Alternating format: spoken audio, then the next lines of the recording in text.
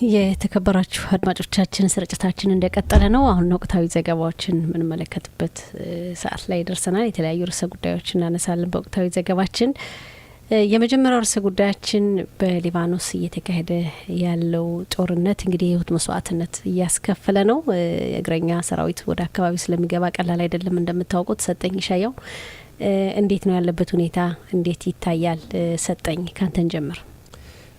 እንግዲህ ያለንበት የጦርነት ሁኔታ ቀላል አይደለም።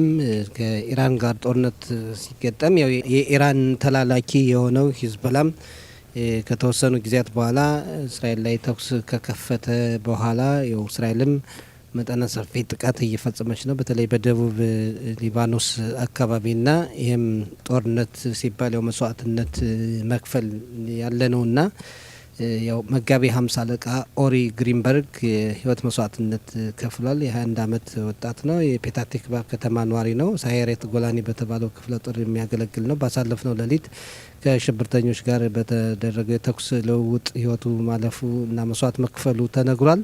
እንግዲህ በምስራቃዊ ደቡብ ሊባኖስ ነው። ይሄ እንግዲህ የኦሪ ቀብር ስነ ስርዓት ገና አልተነገረም። አሁን ከጥቅምት 7 ጀምሮ 928ኛው ወታደር ሆኗል መስዋዕትነት ሲከፍልና ያው ቢያሳዝንም ለሀገር መስዋዕትነት መክፈል ያለ ነውና ያው ጦርነቱ እየቀጠለ በመሆኑ እና ሂዝቦላም የተጠናከረ ኃይሉን ወደ እስራኤል የአጠናከረ የተኮሰ በመምጣቱና ይህንም ደግሞ ለማስቀረት የግድ የእግረኛ ጦር ገብቶ የሽብርተኞችን መሰረተ ልማቶች ማፍረስ አለበትና ይህም ትልቅ መስዋዕትነት እያስከፈለ ያለበት ሁኔታ ነው። ባለፈውም ጊዜ የቆሰሉ ወታደሮች ነበሩና ሂዝቦላ በትላንትናው ዕለት እንኳን ወደ 200 ሮኬቶችና ድሮኖችን ወደ እስራኤል የተኮሰ ዛሬም ቀጥሏልና ሂዝቦላ ያው ከኢራን ያገኛቸውን የጦር መሳሪያዎች በገንዘብም ራሱን አጠናክሮ ይህን ኃይሉን ወደ እስራኤል ያደረገበትን ሁኔታ ተመልክተናል። ግን ደግሞ ወደኛ የሚተኮሰው ሁሉ መስዋዕትነት ቢኖርም ብዙ ንብረት እየጠፋ ቢሆንም በሂዝቦላ በኩል ደግሞ በጣም ብዙ እርምጃ እየተወሰደበት ነው። አይናገሩም። ያው የኛ ዲሞክራሲያዊ ሀገርም ስለሆነች የደረሰውን ጉዳት ወዲያውኑ ስለሚነገር ነው እንጂ ሂዝቦላም ኢራንም በጣም ብዙ ጉዳት እየደረሰባቸው ነው። ሌላው በሰሜን ቅርብ የሆኑ ጎረቤት ከሊባኖስ ጋር የሚጎራበቱ ከተሞች የአደጋ መከላከያ ቦታ በአግባቡ ብዙም የለንም እያሉ ጩኸታቸውን እያሰሙ ነው። የቂርያት ሽሞና ከተማ ከንቲባ አቪካይ ሽተሬን ትላንትና በዙም ነበራቸው ከጠቅላይ ሚኒስትር ናታንያሁ ጋር እና በጣም በቁጣ የተናገሩበት ሁኔታ 10 ሰከንድ እንደማይበቃና የበለጠ መሰራት እንዳለበት አንዲት ነፍሰ ጡር የከተማዋ ኗሪ የገጠማትን ችግር እንደተናገሩ የሰማንበት ሁኔታ አለና ጦርነቱ ቀጥሏል። መስዋዕትነትም አለ። ያው ሂዝቦላም ከባድ ዋጋ እየከፈለ እንዳለ ነው እንግዲህ ያለን መረጃ። ወርቅነሽ ያው በጣም ቀላል አይደለም። ሻያው አንተስ እንዴት ታየዋለህ? እንግዲህ ሂዝቦላ ድርጅት ጋር እየተካሄደ ያለው ውጊያ በዚህ ሁኔታ ከባድ ነው። እንዴት ታየዋለህ? ከሁሉም በማስቀደም ለወላጅ ለሀዘንተኛ ቤተሰቦች ጽናቱን ይስጣቸው። ቀላል አይደለም። በመከላከያ ሰራዊታችን በጦር ግንባር በዋናነት የሰሜናዊ ክፍለ ሀገር ነዋሪዎች ደህንነት ከጠላት ጥቃት ለማስቆም በተጣለበትን ግዳጅ በመፈጸም ላይ እንዳለ ከጠላት በተኮሰ ጥይት የ21 ዓመቱ ወጣት መስዋዕትነት ከፈለ። ነፍሱን ይማር። የ21 ዓመትና የፔታቲክባ ከተማ ነዋሪ ነው። በእውነትም ይህን መርዶ ሀዘን መርዶ ለደረሰው ለቤተሰብ እና ለትምህርት ከፍተኛ ሁለተኛ ደረጃ ትምህርት ቤት ርዕሰ መምህር ይህን ሁኔታ በተመለከተ ያደረጉት ከአድረሸት ቤት ሬዲዮ ጋር በተደረገላቸው ቃለ ምልልስ የትምህርት ቤቱ የጽቢቃ ብሪንቦር ይባላሉ እንደተናገሩት ይህንን ሀዘን ጥልቅ ሀዘን ቀላል ነገር መቋቋም አልችልም። የራሴ ልጄ የወንድ ልጄ ምርጥ ልጄ እንደሞተ እንደተሰዋ ነው የተመለከትኩት ካለ በኋላ ይኸው የ12ኛ ክፍል በስኬታማ በሆነ አጠናቆ ለወታደራዊ ግዳጅ ለመወጣት ዘመተ። በጎላኒ ተዋጊ ክፍለ ጦር ተዋጊ ነው። እሱ ርዕሰ መምህሩ የቀድሞ ተማሪው ስለነበረ በዚህ ላይ እንደተናገሩት ይህን በትምህርቱ በጣም ጀግና አዋቂ የምስጉን ሽልማት ሙሉ ተሰጥቶታል ብሏል። አዎ እንደ ማስጠንቀቂያ ሁኔታ ነው። በእርግጥ አሁን አካል ተሰማም ያው ማስጠንቀቂያ ነው። አዎ ግን አቅጣጫውን እግረ መንገዱን ማስጠንቀቂያ ደወል ከመስማታችን አስቀድሞ ቅድመ ማስጠንቀቂያ ስለሆነ ወደ መካከለኛው ክፍለ ሀገር ነው ያሉት። እንግዲህ በዚህ መካከለኛው ምስራቅ መካከለኛው ሀገር የምትገኙ ከወዲሁ በተረጋጋ ሁኔታ ወደ መከላከያ ክፍል ጠጋ ማለት ነው። ግቡ ማለትም ሳይሆን እዙ አካባቢ ቆዩ ነው የሚለው የመመሪያውና ይሄ ወጣት ምርጥ ወታደር መስዋዕትነት መክፈሉ ሁላችን የሚያሳዝን ነው። ለማንኛውም ከዚህ ጎን በጎን የመከላከያ ሰራዊታችን የጦር ዘመቻውን በሊባኖስ አጠናክሮ እንደቀጠለ ስለሆነ ቀደም ሲል ሰጠኝ ጠቃቅሶታልና በዚህ የሂዝቡላ ሽብር ፈጣሪ ድርጅት ከኢራን ጋር በጋራ ወደ እስራኤል እየወነጨፉ ናቸው። አሁን መከላከያ ሰራዊታችን ከሂዝቡላ በጦርነቱ ከገባበት ጣልቃ ከገባበት ጊዜ አንስቶ እስካሁን ወደ 700 የሚሆኑ ታጣቂዎችን ደምስሰዋል። ብዙም የመሰረተ ልማት በሊባኖስ ደቡብ ሊባኖስ አካባቢም እያጠናከረ የዚህን ሽብር ፈጣሪ ድርጅት ምሽጎችን ሳይቀር እየደመሰሰ ነው የሚገኘው። ወርቅነሽ አዎ እንግዲህ እንዳላችሁት ሂዝቦላ፣ ሀማስ፣ ሁቲ ዋናው ራስ ኢራን ናት።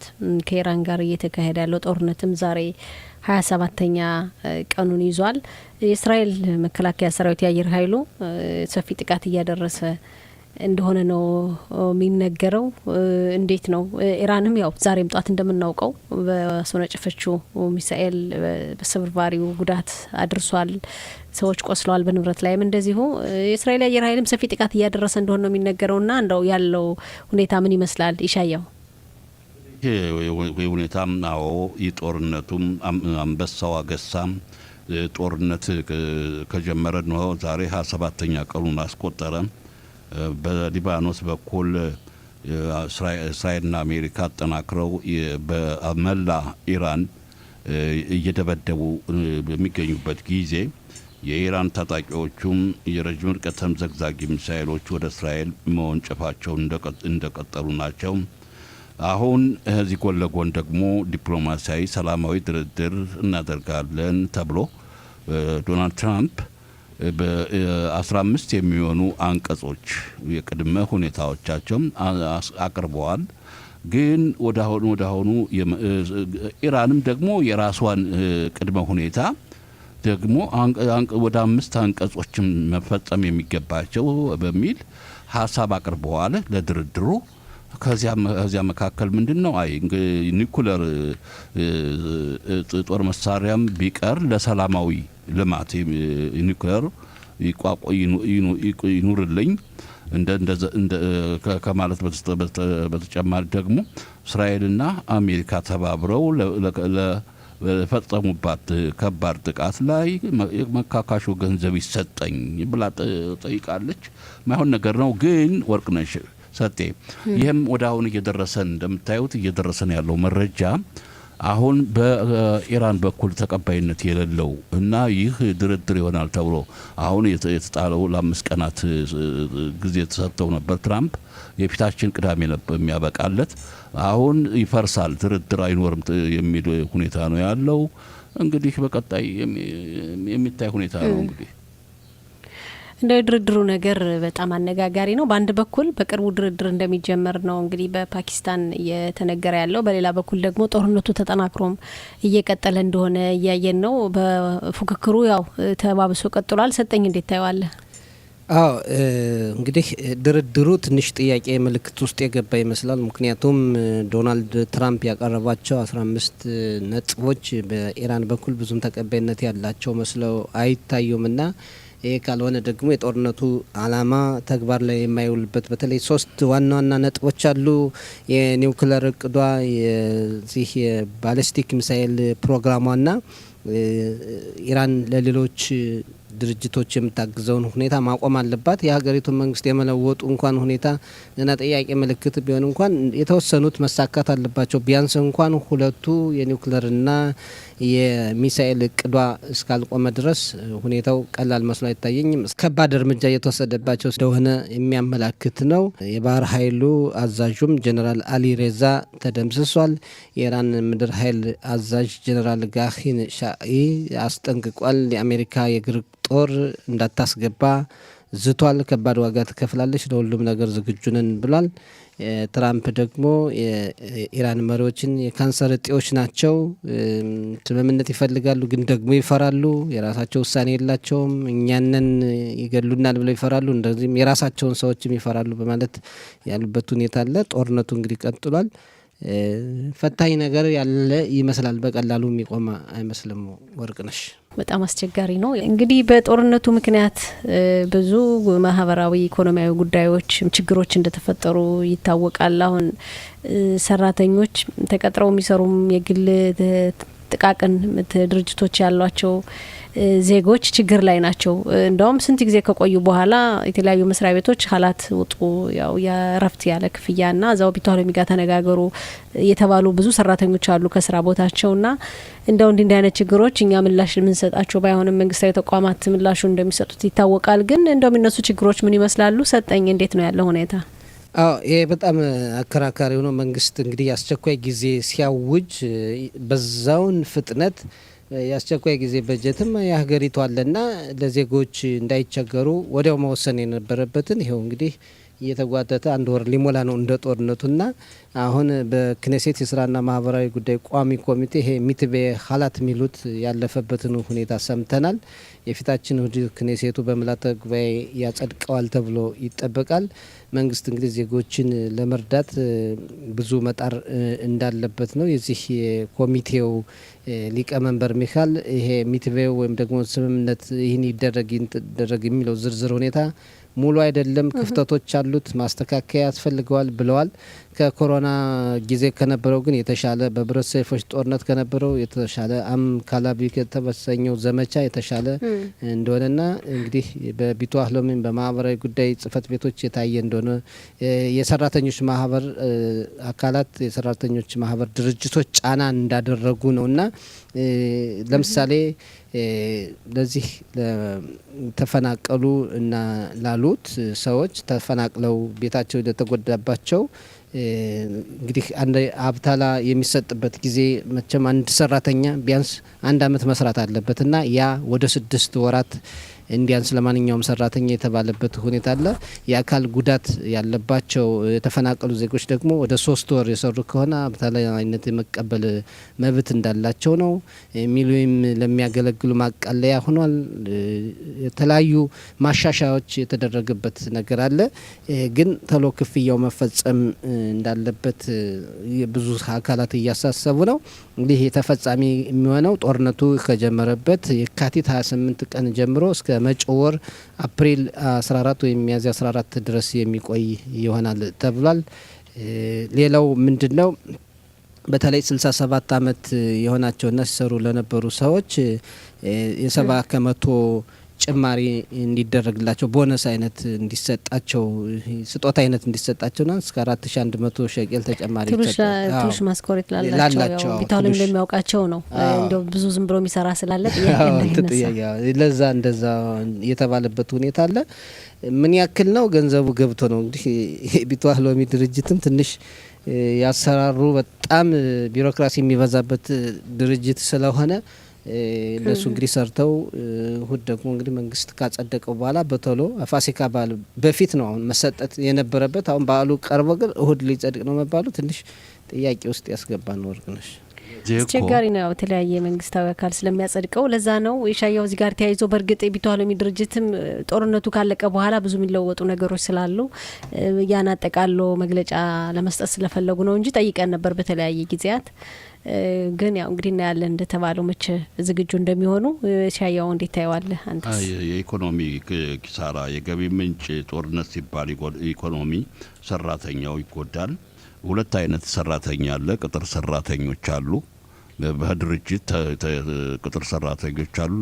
ሌሎች ደግሞ የግል የስራ ተቋም ያቋቋሙ አሉ። አሁን እንግዲህ የገቢ ምንጭ ሁሉንም አሰሪውንም ቅጥር ሰራተኛም የወራዊ ደሞዝ ላይ ጉዳት ያስከተለ ሁኔታ ነው ያለው።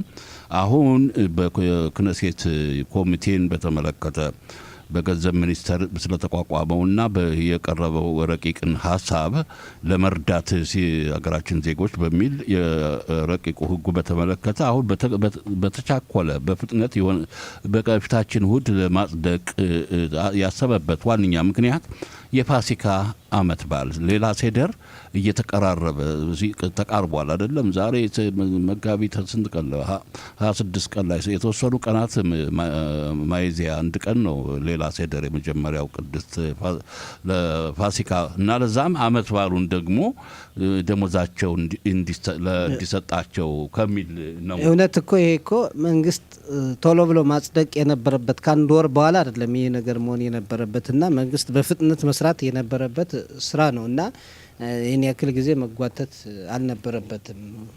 ወርቅነሽ ማጠቃለያ ካለ እንግዲህ ጥሩ ያው የሆነው እንግዲህ ወደሚቀጥለው ዝግጅት እንለፍ ካለን ጊዜ አንጻር